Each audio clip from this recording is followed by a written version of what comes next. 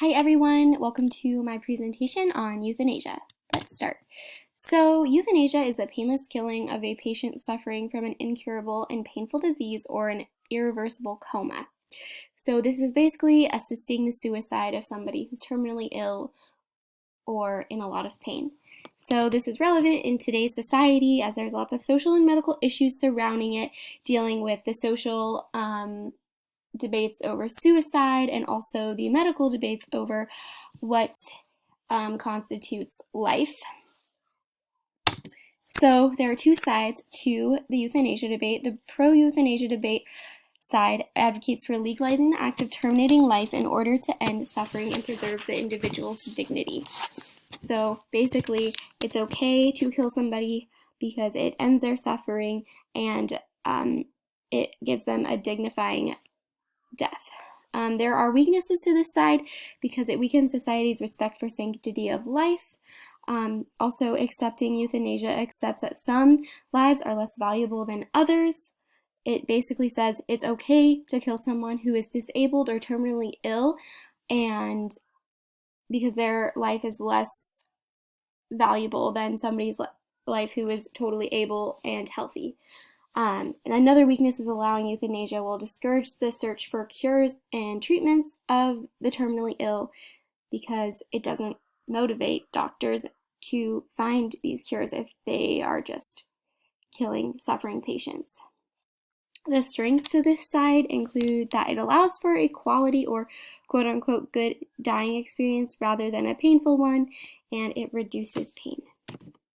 The anti-euthanasia side of the debate advocates against the legalization of terminating life in order to avoid suffering because life is sacred and should be preserved and cared for. So the strengths of this side include that it promotes medical advancements in treatments and cures for the terminally ill, and it regards life as valuable no matter the state, which eliminates discrimination between people who are disabled being less significant or less valuable. The weaknesses to this side include that it does allow for more pain and suffering, and many arguments against it employ God as the giver of life, and not everyone believes in God. So putting euthanasia into a medical context, you can ask yourself, would you advocate for euthanasia if you were suffering in the hospital or if a relative was? So we're going to talk about what some ethical thinkers would do in the context of euthanasia. So, utilitarianism, founded by Jeremy Bentham and John Stuart Mill, basically is a theory in which acts are good or moral when they result in the greatest amount of happiness. So it doesn't judge the actions by the conformity to the rules, like do not kill, do not murder. Instead, in order to know if something is right or wrong, the individual looks at the results, not the means. So in this case, ethical truth comes from the action that promotes the greatest happiness in the end. And with euthanasia, if the greatest happiness comes from ending suffering, then death would be the moral means to get there. So euthanasia would be justified because it allows the individual to have a good death. Instead of suffering, the individual could obtain the greatest amount of happiness if they ended the suffering by ending their life. Looking through another ethical theory, ethical egoism, founded by Ayn Rand. Ethical egoism says that individuals ought to act in their own self-interest. So acting morally is caring for oneself and rejecting altruism. So euthanasia, according to ethical egoism, is morally right since taking the pain away, terminating life, maximizes an individual's self-interest. So choosing to end life allows the individual to selfishly care for themselves by dying instead of suffering the pain. If that's what the person is interested in dying, then that is what is moral. So looking at euthanasia according to the Bible, we can see that the Bible has lots of scripture about killing. It doesn't say anything specifically about euthanasia, but we can look at the 10 Commandments and see that it says, "Thou shalt not kill." Euthanasia is an act of killing. So the Bible is clear that life is a gift from God, and taking one's life is an affront to the Creator. So even if an individual is old and their quality of life is low, it does not make the life of any less value. Life is life. People's significance does not rest in mobility and function. Instead, it rests in the creative hands of who made humanity and as his image bearers. The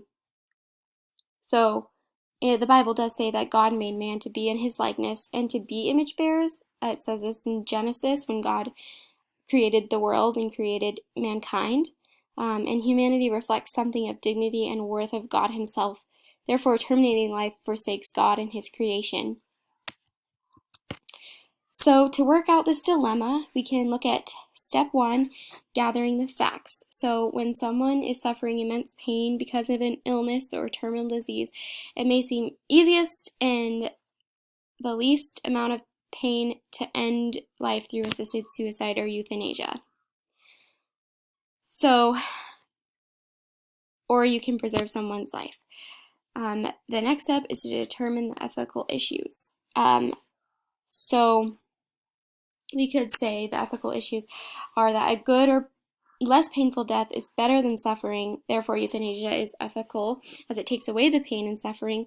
Or we could see that suffering is meaningful and life should not be taken away, therefore euthanasia is unethical. The next step is to determine what virtues or principles have a bearing on the case. So utilitarianism argues for euthanasia because it promotes the greatest good and the greatest amount of pleasure, because it takes away the pain through death. And then the Christian worldview advocates against euthanasia because it disobeys Scripture and it disrespects the life God gives and takes away according to his timing. So the principles that have the most bearing on this case, to me, is the Christian worldview. So advocating off of that, we can list the alternatives, and this would be to put individuals that are terminally ill or disabled on respect and or comfort care, which is basically giving them medication that does dull the pain and taking care of them to make sure that they look presentable and they feel dignified in order to preserve their life and dignity. So if we're comparing these alternatives with the virtue and principles of the Christian worldview, God wants us to preserve life as humans and care for one another. And that can be seen in Galatians 6:2 when it says, bear one another's burdens and so fulfill the law of Christ. So these alternatives do coincide with Christian virtues. The sixth step is consider the consequences. So with these alternatives, it does take a lot more resources, like somebody to take care of the ill individual, and time too, and money. So there's that, and pain will still be present. There really isn't a way to numb the pain completely. But looking past those, you have to make a decision, and that's step 7. So ultimately, I would say that euthanasia is wrong and disobeys God, so the alternative solution should be carried out instead of terminating life. So my personal conclusion is that we as Christians should preserve the gift of life that God has given us. He sovereignly gives life and takes it away, and humans really shouldn't interfere with that. And also, we shouldn't be wasting our suffering. We should count suffering as meaningful. James 1:2-4 says, consider it pure joy, my brothers and sisters, whenever you face trials of many kinds, because you know that the testing of your faith produces perseverance. Let perseverance finish its work, so that you may be mature and complete, not lacking anything. If we choose death over suffering, that doesn't allow God to make ourselves complete or others complete. So if we want to be fully mature and presentable for God, then we need to carry out our lives on earth for as long as God has for us here without terminating life. Thanks for listening to my presentation, guys. Here's my references. Thanks so much.